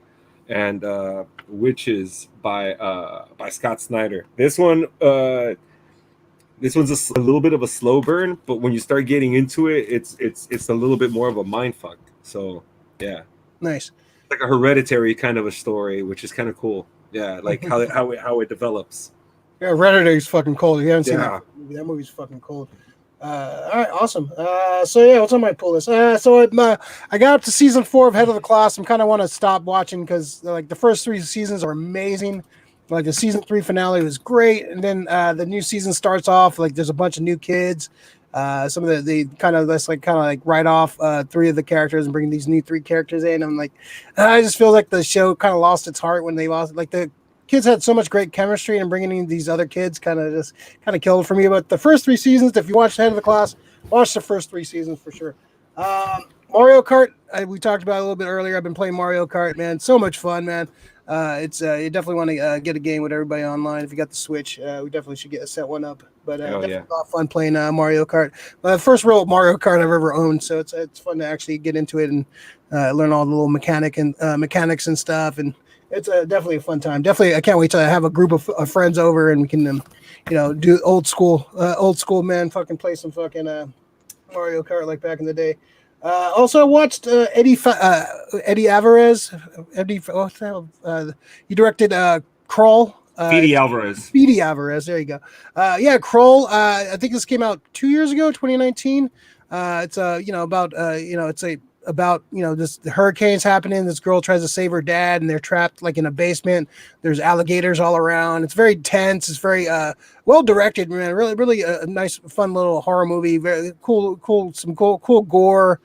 Some bloody gore, like some vicious kills, man. Fun movie. I thought it was a really fun movie. Interesting movie. He's a great horror director, man. He directed the first the Evil Dead remake, which at first when I didn't like, but then rewatching kind of giving up like Grows on you, man. It's pretty good. You gotta get over the fact that it's no Ash, no standard Evil Dead things, but it's a kind of a new take. Yeah. Which I appreciate it. I thought the horror it's a good movie. I like it for sure. Crawl. It was definitely a fun flick. And finally to shut Rick up, I watched something, Rick. No, you didn't. Wait, for real? I watched something. All right. What'd you watch? What did I watch, Rick? Did you watch Dark City? Oh, Hell no, did I'm you? never watching that piece of crap. It's the other thing. American Okay. Horror Story, Oh, 1984. you started watching it. I was gonna say I don't care no more. I watched the whole that season. I watched that whole season. You watched the whole season already? Yeah, I watched it. Yeah, well, I binged it like on fucking Sunday night. Yeah, like Sunday I binged it. Yeah. It's Oh, not fun. bad. It was good. It was fun. I had It's some fun, issues with dude. the ending. The ending was kind of mad to me, but the series was great. I thought that it was great, like a tribute to old slasher films and stuff. So they captured the essence of those '80s films, and yeah, I liked all the characters. All the characters were fun, and yeah, no, it was an interesting take. Like that was my first experience with American Horror Story. I've never watched an episode of that, so Rick was raving about this one, and it was on my radar because just the subject matter, slashers in the 1980s, of course. Ramirez was cold, bro. Yeah, Ramirez was cold. I kind of want to see some more. I wanted to see more of a deeper dive on Ramirez, but it was an interesting take. Yeah, it was cool to see. Definitely after watching that Night Stalker documentary and seeing him in this, it was definitely a creepy character for sure. Yeah, I thought it was a fun season. I thought it was a interesting take on Ghost and slashers and all that stuff. So it makes me kind of interested in going and checking out some of the other American Horror Stories. Dude, Kaja Gugu. That's the best part. They Yeah, some fun references, fun take. Yeah, Billy Lord's in it. Carrie Fisher's daughter and what's her name? Emma Roberts was pretty good in it. They had a fun cast. Some people I recognized, some people I didn't recognize. The guy who played Mr. Jingles, man, he was great. Yeah, it was a fun. Yeah, if you like, I think the best thing about the show, I think they reference other things, but you can jump into any season and kind of watch and have a fun experience. So that's what I did. I'm kind of curious about checking out some of the other seasons. It looks. I thought it was fun, right? It was a cool, interesting take on the genre. Definitely interesting to watch for sure. Let's see. Hondo. I looked that up. Resume is also Asian and Muslim. So I guess he and Steven Yeun are both first-time Asian actors nominated. Yeah, woke as fuck. Big Leo, I need to finish that season of AHS. Me and Lil Lee were on it. Yeah, it was good. It was fun. Good season. Definitely check it out. That first one's pretty sick. Yeah. Yeah. Oh, that season he said. Yeah, the 1984. Yeah, the first season's good. Yeah, like I was thinking. First season I liked. It's definitely fucking creepy. I heard the first season's creepy. Show is not good. I've been people have been talking about this show for a long time. So I have to go back and watch it. I've only seen the first season, and yeah. I've been kind of like polling some of my friends. Like they've been talking. All right, like I finally watched one. Which one should I watch next? Should I just start from the beginning, or should I just like jump around and say fucking watch the ones I want to watch? It was definitely a fun show for sure. Yeah, I'm gonna watch Hotel next because I think they say that's a hotel where a lot of serial killers show up. So that's the one that's piquing my interest. Yeah, and that's the one with Lady Gaga, right? Too. I think so. Yeah. Yeah. Okay, I want to kind of check her out, and I heard she was good. I think she won an Emmy or some bullshit like that, or Golden Globe or some shit. All right. Cool. Let's see. All right. Like the video, folks. Subscribe, notify, all that cool shit. You know the drill. All right. So, we can be the quickest show in a long time. All right, I love it. All right, good. Now I can go back to my normalcy. All right. We'll do a hidden gem. Hidden gems. Something personable to you, something cool in your collection, something you just want to talk about, something guest show and tell. So Rick, we'll start with you. What's your hidden gem for this week? So I'm glad you asked, Ray. So the hidden gem that I have. It really is a hidden gem. I wasn't aware that the Ghostbusters YouTube channel was actually broadcasting old episodes of the real Ghostbusters, which is awesome. Yeah. They've only got about 6 episodes on there right now, but it's 6 real good episodes. They got the first I'm getting the chills. I already watched it 3 times. The Boogeyman. They got the first Boogeyman appearance. They got the Sandman. They got, I think Sam Haines is going to be coming. They got the Troll Bridge, Mr. Rogers' Neighborhood. They got a few of them. So right now, they are running as a playlist the old real Ghostbusters. So yeah, check them out, man. It's on the YouTube Ghostbusters channel. Yeah, I have them all on DVD. I have the complete collection. I'll be doing a state of Ghostbusters, talking about one of the things I'll be talking about is the show for sure. But closer to the movie, I'm gonna be working on that. So when the movie hopefully comes out at some point. But yeah, it's such a great show, man. It's still one of those. Yeah, some of the '80s show we were talking about earlier. Some of the '80s shows don't really hold up. That's definitely one of the ones that holds up, man. The horror is great, the humor. The first like 3 seasons are really good, and then they start leaning more of the cartoony. They change the voices out, which is Dave Coulier comes on, right? Yeah, because Bill Murray was complaining that his voice didn't sound like him because they were trying to avoid like sounding like the characters, like trying to do their own thing. But he was complaining like, why doesn't it sound like me? So they brought in somebody that sounded like him, which kind of took me. I liked the dude's voice. What's his name? Lorenzo Music. Lorenzo Music is great, man. Garfield, man, he was like the voice of the fucking 80s and 80s cartoons for me, man. When he showed up, man, it was just a comforting voice, man. So it kind of lost some of it when they switched out some of the voices. Yeah, but it's a great show, man. Great show. Definitely the first few seasons are fucking excellent fucking cartoons for sure. I think it's based on the Cecil Hotel. I think it's called something different, but it's kind of based on that. Yeah. I might have to check that one out next. Let's see. All right, Juancho, what do you got? What's your hidden gem this week? Hidden gem is a stand-up comedy special. You know, I think a lot of times we focus on the ones on that are on Netflix. That's one of them. That's another one. Or we focus, but we forget that HBO is still producing new comedy specials, and one of the ones that I really enjoyed is it's called "It's Not My Weekend" by Jerry Garcia. Not Jerry Garcia, the guitarist, obviously, or rest in peace. Oh, man, I thought we killed him. But there's this Mexican American, this Chicano dude out of the LA area. I don't know if he's from LA or exactly where, but he talks about it a bit. And he has that quintessential LA Mexican style of speaking, and he's just like your funny cousin from LA. He's just like this really skinny, like short Mexican dude with like glasses, and he's just quick, man. You could tell he's just got those wits that he developed. Probably grew up having to be able to just connect with people that maybe weren't the nicest. And it really surprised me. When my friend recommended it to me, they were like, "Oh, have you heard Jerry Garcia?" And I was like, "You mean from the Grateful Dead?" She's like, "Nah, man, he's a comedian." I pop it on. It's only 30 minutes, which is another great thing. Sometimes comedy specials are too long. Yeah. 30 minutes, man. It's short. It's sweet. And he lets you know who he is. Great writing. I mean, and I cannot say this enough. When you hear him speak, you're going to be like, "Oh, it's that fool." You know what I mean? What's his name? Jerry Garcia. Jerry Garcia. Yeah. What's the name of the special? It's one more time. I'll tell you. It's called "It's Not My Weekend." That's some balls. Dude, that's some balls that stick with the Jerry Garcia name too. It's such a famous, pretty famous name. You think you'd be like Jerry P. Garcia or something like that? Maybe or Jerome Garcia or something, like try to like switch it up. Or Jerry Garcia. Jay Garcia. Jerry Garcia. Jerry G. Yeah, it's on HBO Max. He's like, fuck it. Gerardo Garcia. He's like, fuck it, I'm going for the hippie.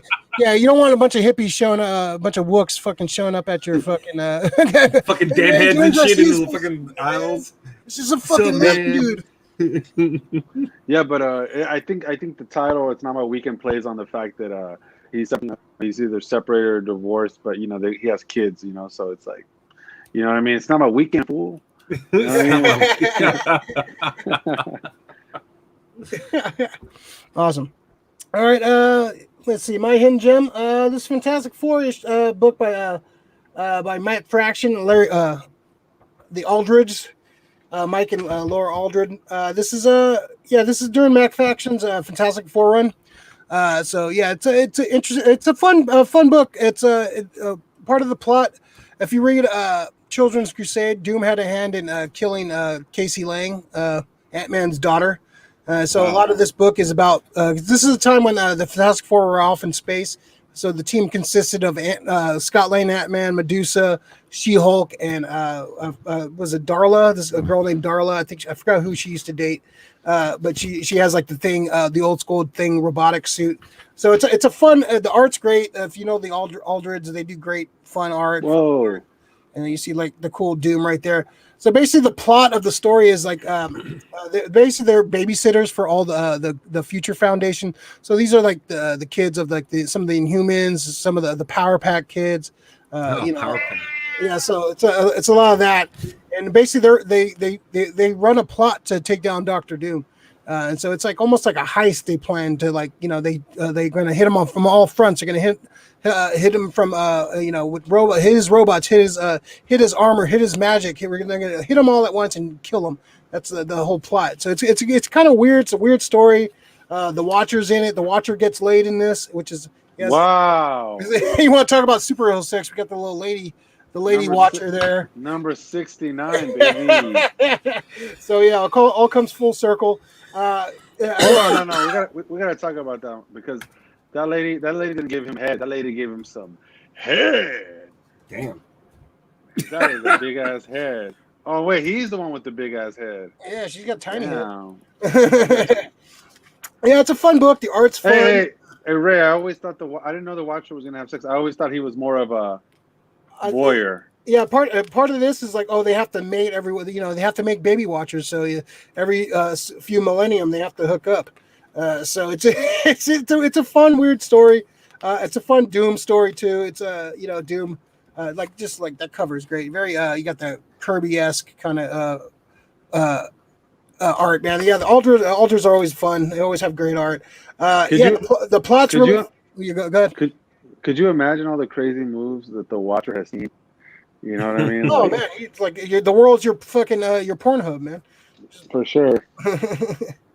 It's great. It's fun. In Scott Lang, it's a pretty decent plan to take down Doom.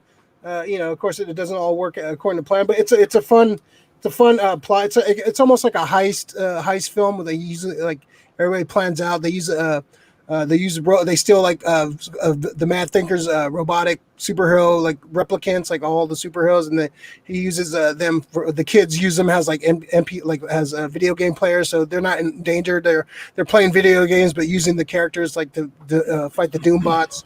It's a fun book. It's it's also and also you get the Impossible Man's son shows up in this. Guess what his name is? Juancho? No. No, close. No, Adolf Impossible is Impossible Man's name, and so he's actually a funny character. His name is What? But his son is like opposite of Impossible Man. He just doesn't want to do anything. This is what he looks like. Yeah, it's a weird book. Mad Fraction is a great writer, man. He brings a lot of like great storytelling, and just with the Aldrids, it's a fun combination. So I dig it. It's a hidden gem for sure. It's a fun book. Definitely check it out. He did this book and the Fantastic Four book, so they were all in a different dimension and shit. It's pretty decent, but this is far superior. I think is a way better run than the other one. Let's see. Hondo, I meant star 69 for my OGs, the old callback number. Hondo trolling us again. Next time, Hondo.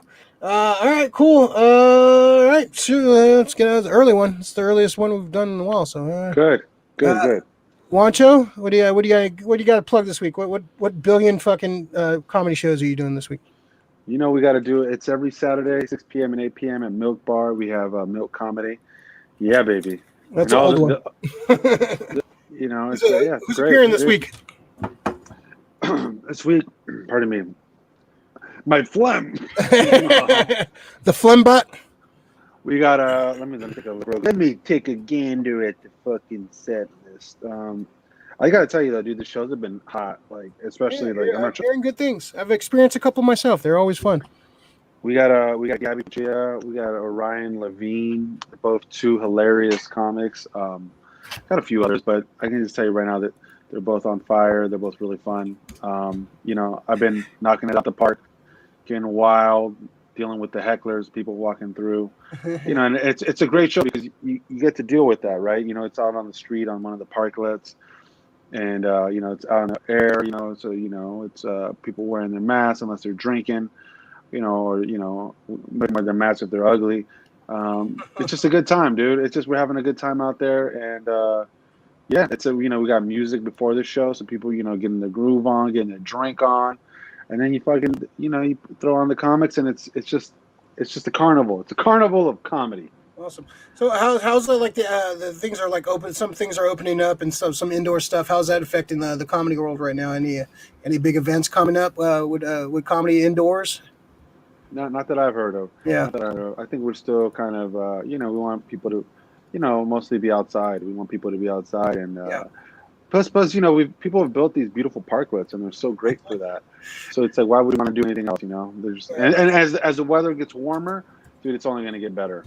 Yeah, sure. Awesome. Cool. And where can you find tickets? You can find tickets at milksf.com. Right. Every Saturday night, because we have shows Thursday, Friday, and Saturday. But my show, the only one that matters, is on Saturday night. Awesome. Very cool. Maximum effort. Huh? What's up? Sorry to disturb you. You got anything final words before we get out of here? No, just take care of each other. Stop being dicks and people stop being dicks to each other. Fucking put on your goddamn mask. People, look, just because you're wearing a mask, you still gotta cover your goddamn nose, okay? I know we're almost there to the end. Just people are getting lackadaisical. God damn it, stop getting lackadaisical. So you just cover up. We're almost there. It's not for my sake, because once I get fucking vaccinated, that's fine. I'm still gonna fucking cover up for everybody else's sake, not just for my own. It's a we thing, not an I thing. Everybody. It's a Wii U. It's a we. Right on. Cool. So yeah, everybody, stay safe and wear your mask and watch us early Friday morning, probably like around 1:00 for the Falcon Winter Soldier. It's gonna be a lot of fun.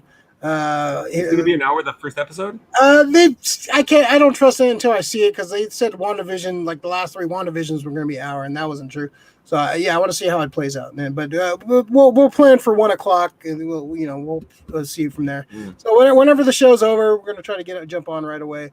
I have a feeling they're going to be, a lot of people are going to be watching that because they're so bored right now. So yeah, look out for that, and look out for the hopefully Snyder Cut, hopefully Saturday. That's hopefully everybody's schedules work out. But we're going to try to do Saturday night, maybe around 8:00 or so, and do a nice little live show. We can all talk about Snyder Cut, full spoilers, recap, and all that cool crap.